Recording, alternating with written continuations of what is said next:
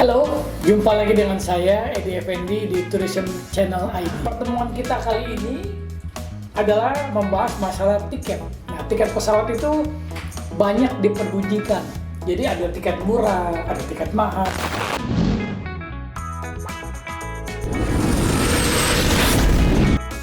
Kenapa harga berbeda-beda? Kita lihat si A kasih harganya segini, si B bisa kasih harganya segini, online bisa kasih harganya segitu. Jadi harga itu membingungkan kita juga. Memang harga tiket sekarang naik turun, dinamakan dynamic price. Nah, kita mulai dulu dari satu.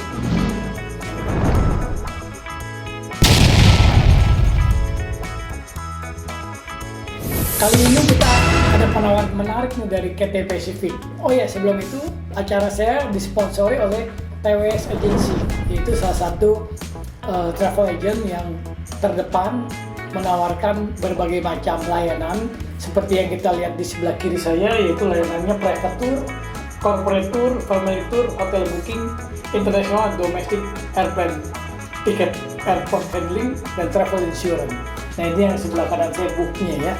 Jadi ini yang mensponsori acara saya, walaupun 3 periode udah lumayan dapat sponsor ya. Kali ini saya lanjutin lagi, saya akan menceritakan mengenai Cathay Pacific. Dia ada penerbangan yang luar biasa sekali, di mana dia akan bagi-bagikan tiket sebanyak 11.510 orang. What did you say? 1.510 orang yang akan datang ke Hong Kong. Dan caranya mudah saja, kita menjadi member dari Cathay Pacific. Isi sebuah klik semuanya. Dan juga kita bisa dapat di websitenya Cathay Pacific. Nah, itu sangat berharga sekali lah di awal tahun ini ya. Dia mulai Maret ya. Berarti banyak dia memberikan penawaran ini, nggak hanya di Indonesia, tapi ikut join. Saya juga udah daftar. Ya kalau udah dapat ya lumayan lah. Itu juga ada ketentuan yang berlaku. Nah, kita mulai dulu dari satu yang kita benar. Di pesawat itu ada tempat duduk economy class, business class, dan juga first class. Tapi masing-masing pesawat akan berbeda-beda namanya, tergantung mereka punya kreativitas untuk menamakan tempat duduknya. Ekonomi pasti lebih banyak. Jadi bisnis tengah-tengah. Lebih sedikit pasti first class. Kenapa first class lebih sedikit? Ya harganya mahal. Jadi di first class itu banyak penawaran yang istimewa lah ya.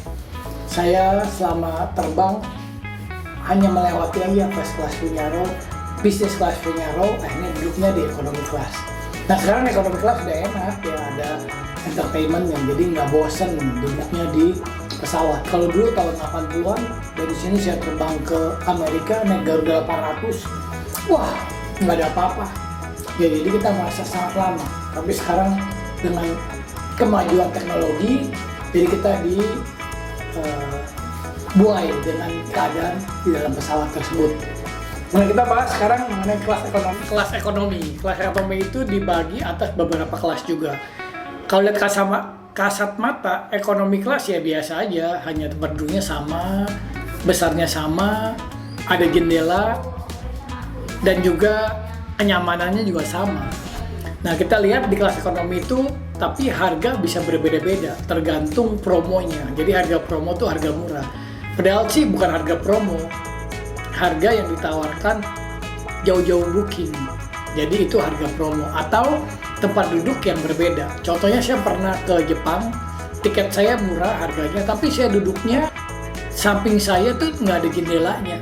Nah itu ada, ya jadi nggak ada jendelanya. Kalau saya pindah itu nggak bisa pindah karena tempat duduk saya itu nggak bisa dipindah-pindahkan lagi kecuali saya menambah harga biaya pindah tempat duduk. Jadi lokasi tempat duduk pun menjadi penjualan sekarang. Contohnya, kalau kita mau duduk di emergency exit itu dibilang long leg atau tempat yang buat kaki kita agak panjang. Nah itu berbayar. Dulu nggak usah berbayar. Dulu yang duduk di sana harus orang yang sehat. Nah sekarang pun tetap masih orang yang sehat, tapi dia mengenakan biaya. Jadi kita nggak bisa, kita mau long leg dong, ada biayanya juga. Jadi biayanya itu per segmen dan berbagai macam harganya juga. Setiap airline tuh beda-beda. Ya, jadi harus langsung. Nah dari biaya tiket itu juga terbagi lagi atas barang bawaan. Jadi ada harga yang hanya 20 kilo, ada harga yang hanya 15 kilo, ada harga yang 30 kilo, ada harga yang nggak boleh bawa barang sama sekali, hanya bawa ransel ke dalam pesawat. Untuk bawa barang yang masuk bagasi pesawat itu harus nambah lagi, jadi ada biaya lagi untuk tambah bagasi pesawat. Jadi kita harus teliti sebelum membeli. Memang sulit untuk melihat dalamnya dari harga tiket. Kita tahunya murah beli, tiba-tiba harganya itu nggak boleh bawa barang bawaan. Begitu kita bawa barang bawaan yang dimasukkan ke dalam bagasi pesawat, harganya meningkat. Jadi dihitung-hitung, wah ini mah sama kayak kita beli baru lagi, ya itu bisa juga terjadi. Jadi harga murah itu tips and trick dari airline supaya airline itu menarik masyarakat supaya membeli. Cuman ada memang harga murah, tapi kan dibatasi beberapa seat. Kalau semuanya dikasih harga murah, besok tuh airline bangkrut. Ya, kita kan nggak mau kita senang tapi orang lain bangkrut, ya kasihlah harga yang sesuai. Dan di kelas-kelas dari ekonomi itu terbagi lagi atas subkelas. Jadi ada kelas ekonomi dibagi subkelas, dan subkelas itu ada tipe-tipenya, ya tergantung masing-masing airline berbeda-beda penamaannya. Biasanya kodenya tuh Y class, Z class, Q class. Nah itu kelas-kelas itu yang pembeli tiket tidak bisa lihat customer. Yang bisa lihat itu adalah biasa yang melakukan reservasi booking atau via airline. Mungkin kita dibilang Z class, itu Z class harga yang termurah. Itu misalnya kita Jakarta, Singapura, Z class itu harganya $50, wah boleh sekali ya. Tapi begitu teman kita mau booking, Z classnya habis. Tetap di ekonomi, tapi yang naik H class, tambah lagi 50. Nah, tambah lagi. Jadi kadang-kadang kita berpikir, wah ini travel kurang nih. Tiba-tiba kok orang mau beli naikin harga. Nah, itu ternyata sistemnya, makanya dibilang dynamic price. Dynamic price itu yang harga berubah-ubah. Jadi kalau kita mau sekarang, issue langsung. Tapi kalau kita pending lagi, dia berubah-ubah seperti harga saham. Kejam nggak? Ya nggak kejam. Nah, itu kan mencari untung. Orang mau untung mah boleh aja. Nah, kalau udah berubah-ubah seperti itu, kita jadi booking. Sistem itu bisa melihat demand-nya atau permintaannya. Nah, contohnya, saya sebagai customer, pelanggan, saya book di travel A 10, saya book di travel B 10. Jadi, total di dalam pesawat yang saya booking itu ada 20. Nah, sistem itu naik harganya otomatis. Jadi, itu juga kesalahan dari customer yang mau booking banyak travel. Nah, biasanya orang Indonesia kan bokangguan lah kalau ke satu travel aja, dia tanya kiri kanan depan belakang atas bawah bagaimana harganya yang didapat. Ternyata sistemnya dari airline itu mengunci dari jumlah total pesawat. Makin lama makin habis dan makin lama makin tinggi harganya. Jadi kalau booking ke satu orang aja cukup, ke satu travel maksudnya, itu membuat harga kita masih ada harga termurah. Tapi kalau banyak booking A, B, C, D travel itu akan meningkatkan harga karena sistemnya sekali lagi ada dynamic price. Harga itu berubah-ubah semau dia. Nah itu kejam kan? Enggak kejam, dia kan mau jualan, masa dia mau biskuit, ya kan? Nah juga tempat duduknya juga itu beda juga. Di belakang, di depan itu ada harganya. Nah sekarang udah keterbukaan harga. Kalau kita naik Citylink misalnya, itu ada harga di depan, tempat duduknya, harga di belakang ya. Semakin belakang tuh semakin murah. Ya, itulah perbedaan. Jadi kalau kita benar-benar teliti memberi harga tiket, mungkin harus cek lagi ya, tempat duduknya di mana. Kadang-kadang kita minta tempat duduknya sama, ya nggak bisa. Kita tuh ada harga yang nggak bisa milih bangku pesawat. Nah kalau mau milih bangku pesawat tuh tambah lagi bayar ya, itu harus jelas. Sekarang makin lama tempat duduk yang ada itu menjadi sebuah komersial bagi airline tersebut ya. Jadi duduk depan, duduk belakang itu penting sekali. Mau duduk bareng-bareng ya, itu mau duduk di aisle, mau duduk di window, nah itu ada harganya yang berlainan. Jadi harus cek lagi, ingat harga itu cek lagi tempat duduknya. Terus juga ada masuk pesawat. Nah kalau di Indonesia belum populer untuk masuk ke dalam pesawat, tapi di Amerika itu ada harganya juga. Kalau mau masuk pesawat duluan, bayar duluan. Kenapa kita mau masuk pesawat duluan? dikarenakan supaya bagasi kita lebih aman nyampe di atas. Kalau semuanya bawa bagasi teng-teng, bisa penuh, akhirnya bagasi kita nggak bisa keangkut bersama di dalam tempat duduk pesawat. Nah itu ada harganya kalau kita naik pesawat dari Amerika punya airline seperti Delta Airline, United Airline gitu, masuk aja pun ada harganya. Jadi kalau di Indonesia yang terjadi itu masuk pesawat tergantung dari nomor tempat duduk. Dan juga kan kalau kita ada kartu airline itu ada tingkatannya, kita juga boleh masuk lebih terdahulu. Jadi orang-orang masuk pesawat dahulu itu bukan berarti nggak dapat tempat duduk. Tempat duduknya dapat, tapi barang bawaannya bisa nggak berdekatan dengan kita. Nah itu yang harus ada biayanya lagi. Jadi banyak biaya-biaya yang dikembangkan oleh airline. Nah itu yang kita lihat lagi ya. Ada yang termasuk makan dan lain sebagainya lah ya. Nah, karena itu permintaan dari customer yang mau cari harga murah ya itu dibikin murah, tapi dengan murah tersebut banyak fasilitas-fasilitas yang dikurangi.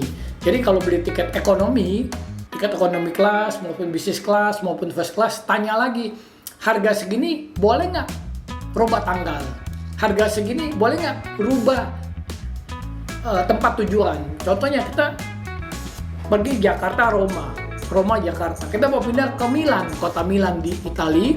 Nah itu boleh nggak atau tambah biaya berapa? Nah, gitu. Atau ini tiket bisa refund nggak? Wah ribet ya, banyak aturan-aturan yang harus kita pahami mengenai pembelian tiket. Nah itu karena apa? Kalau kita udah pasti terbang, udah aman lah. Jadi kita nggak robah sini robah situ, aman. Nah itulah kurang lebih cerita mengenai ekonomi kelas ya. Bisnis kelas pun sama aturannya, ada yang tiket murah, tiket mahal, dan tempat duduknya itu beda ya. Jadi pengalaman saya, kalau bisnis kelas yang murah itu adanya di posisi yang pojok, yang kurang nyaman lah gitu ya. Jadi kalau yang mahal boleh pilih tempat duduk. Sama juga first class. Saya pernah penerbangan Jakarta, Frankfurt, New York. First class yang murah itu berada di pojok-pojok. Jadi pojok sekali. Jadi kita beli tiket, kita berdua kita nggak bisa nempel, dia berada di pojok, di lekungan dari pesawat, dan besarnya juga beda. Walaupun dia bisa tidur, tapi komposisi dari space-nya itu lebih kecil. Nah itu yang dijual harga spesial untuk first class. Nah orangnya mau pindah-pindah ke sini dong, misalnya nggak bisa, ya itu harga-harganya lagi. Jadi harga murah itu pasti ada ceritanya. Harga mahal juga punya cerita. Harga mahal itu ceritanya kenyamanan. Harga murah itu murah dulu dibayar, nanti kita lihat kenyamanannya seperti apa. Nah, sedangkan kita bisa lihat kan, kalau ekonomi kelas murah, waktu check-in, rame. Kalau bisnis kelas agak sepi, first class ya sepi, karena tempat duduknya nggak banyak. Dia ada special counternya waktu check-in, jadi kenyamanannya itu lebih mahal. Dan juga dia dapat lounge dan lain sebagainya. Ya harganya luar biasa, tapi kenyamanannya juga luar biasa. Nah, oke, kita lihat lagi contohnya. Jadi dari standar seat itu yang harus kita perhatikan bagaimana harga tiket itu berlaku. Nah, itu harus benar-benar teliti membeli harga tiket. Dan kadang-kadang kalau kita beli tiket online, ya kita harus teliti sendiri. Nah, itu peraturannya gimana. Tapi enaknya beli tiket di travel agent, kalau ada salah kan travel agentnya kasih tahu. Ya kan? Contohnya kalau kita booking Jakarta New York. New York itu ada 3 airport ya. Nah kita booking aja Jakarta New York, tiba-tiba ini bukan airport yang kita tuju. Nah kita nggak usah jauh-jauh ke New York, kita bikin Semarang Jakarta. Di Semarang Jakarta ada dua airport, Halim dan Bandara Soekarno-Hatta dekat Cengkareng. Jadi kita main booking aja, murah lu, Semarang Jakarta. Pas kita booking atau turunnya di Halim, sedangkan kita koneksi pesawatnya ke lewat Bandara Soekarno-Hatta. Itu waduh macet tuh ya, macet dan bisa ketinggalan pesawat. Jadi kalau kita booking travel agent, kita mendapat nilai konsultasi dan ketelitiannya. Tapi kalau kita booking online ya kita harus teliti sendiri ya, harganya murah karena nggak ada biayanya. Tapi sekarang dibilang murah ya nggak juga online booking murah, karena dia harus membayari servernya dan lain sebagainya. Jadi tetaplah travel agent itu lebih murah juga ya, tergantung kita hubungannya dengan travel agent dan bookingnya kapan. Nah seperti itu ya. Jadi itulah yang membedakan antara travel agent dan online travel. Jadi kita bisa konsultasi. Kalau online travel ya kita cocok lah kalau kita udah ngerti banget Jakarta Singapura jam segini udah booking aja. Coba lihat lagi harganya, cek lagi, nggak apa-apa, cek terus supaya jadi ngecek ya. Jadi cek lagi tiketnya.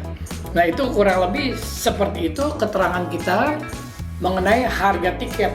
Jangan lupa selalu teliti sebelum membeli, cek lagi. Banyak yang harus kaidah-kaidah yang ditanyakan sebelum membeli tiket. Itu bukan hal yang kecil seperti produk barang, beli handphone ya udah pastilah sesuai dengan ekspektasi kita.